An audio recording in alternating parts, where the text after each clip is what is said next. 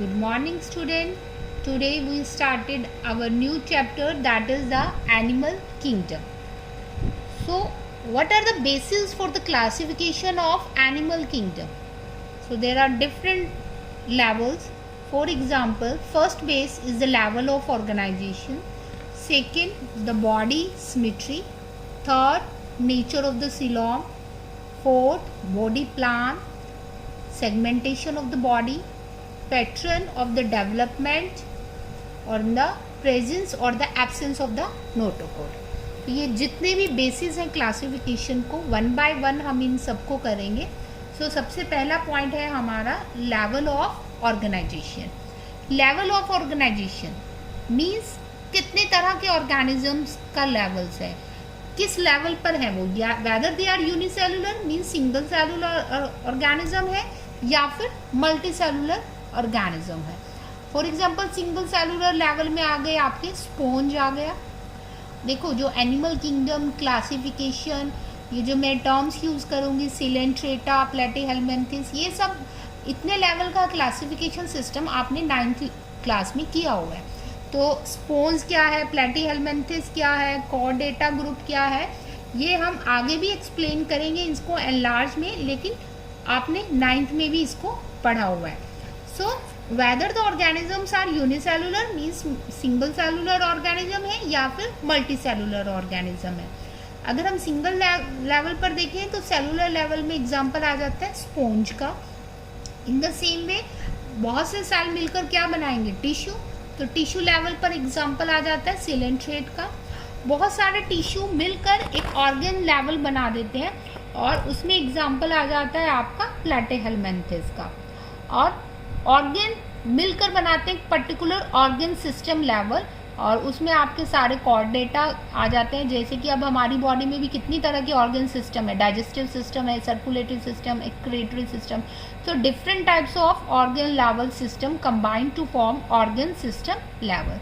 तो ये तो हो गया level of organization. Level of organization में ही आ जाता है आपका फॉर एग्जाम्पल कुछ ऑर्गेनिजम्स जिनमें इनकम्प्लीट डाइजेस्टिव सिस्टम है, यानी कि सिस्टम तो है लेकिन इनकम्प्लीट भी हो सकते हैं.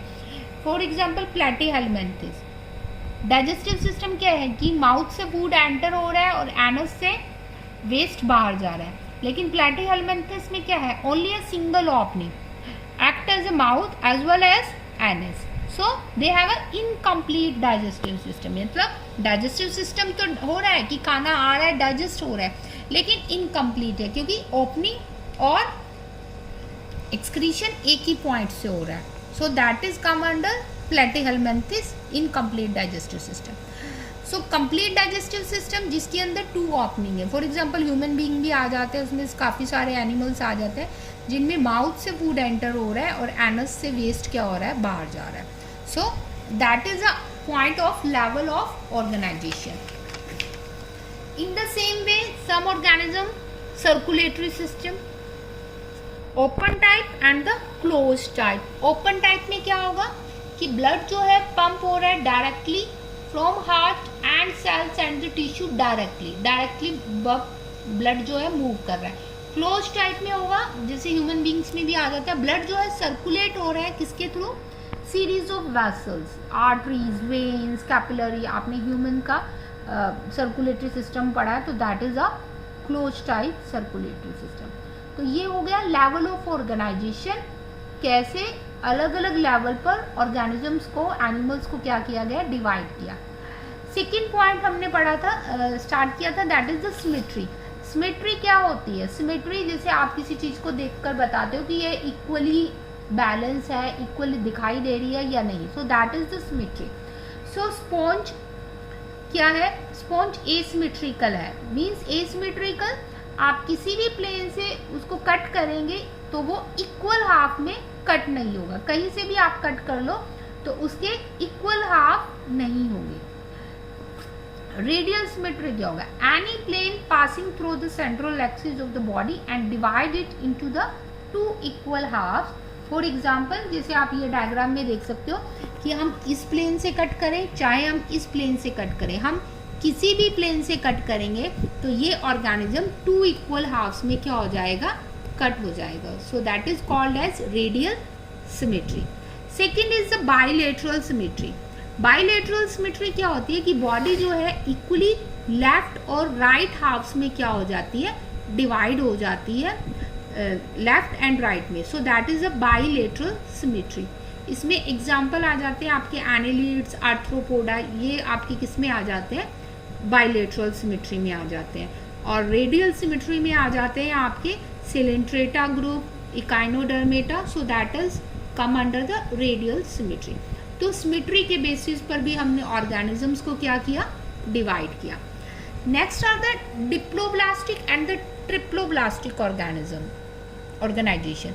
मीन्स जो एम्ब्रियो लेवल पर जब लेयर्स बनती हैं, for example look at the diagram, embryo देखो, जाइगोट से फर्दर एम्ब्रियो बनेगा, तो जाइगोट ग्रो करेगा तो सेल क्या होगा, मास ऑफ सेल इंक्रीज होगा। तो मास ऑफ सेल इंक्रीज होगा तो सेल्स अपने आप को लेयर्स में क्या करेंगे, divide, outer layer, middle layer, inner layer. तो इस तरह से ही इन्हीं लेयर्स के बेसिस पर हम क्या करते हैं, दो तरह की जर्मिनल लेयर्स के अरेंजमेंट के बेस पर, डिप्लोब्लास्टिक एंड द ट्रिप्लोब्लास्टिक। तो डिप्लोब्लास्टिक क्या होता है, जिसमें आउटर एक्टो है और इनर लेयर एंडोटर्म है, so that is the diploblastic. और triploblastic as the name indicate, triplo मतलब 3 लेयर्स हैं, एक आउटर एक्टोडर्म, एक इनर मिडल एंडोडर्म और मिडल में प्रेजेंट है mesoderm layer. So that is the triploblastic. Means embryo जब बन रहा है तो लेयर्स के बेसिस पर हमने उसको क्या कर दिया, डिवाइड कर दिया। So diploblastic, in which cells are arranged in 2 germ layers, diploblastic. Example, Cnidaria and the Stenophora. और ट्रिप्लोब्लास्टिक जिसमें सेल्स क्या होते हैं, arrange 3 layers, outer ectoderm, middle mesoderm and the inner endoderm. जितने भी एलिमेंट्स जो प्लेटिहेल्मिन्थस से कॉर्डेटा ग्रुप तक के जितने भी एनिमल है, उन सब के एम्ब्रियोज में क्या होता है, ट्रिप्लोब्लास्टिक अरेंजमेंट होता है जर्मिनल लेयर्स का। सो ये आज हमने कितने पॉइंट किए, आज हमने 2 पॉइंट किए, लेवल ऑफ ऑर्गेनाइजेशन, सिमेट्री क्या है, and diploblastic and triploblastic organism. I give you an assignment, you have to complete it in your register, you have to make a register of bio. So complete the assignment every time whenever I give you, complete it in your register so that I can check it timely. Have a nice day.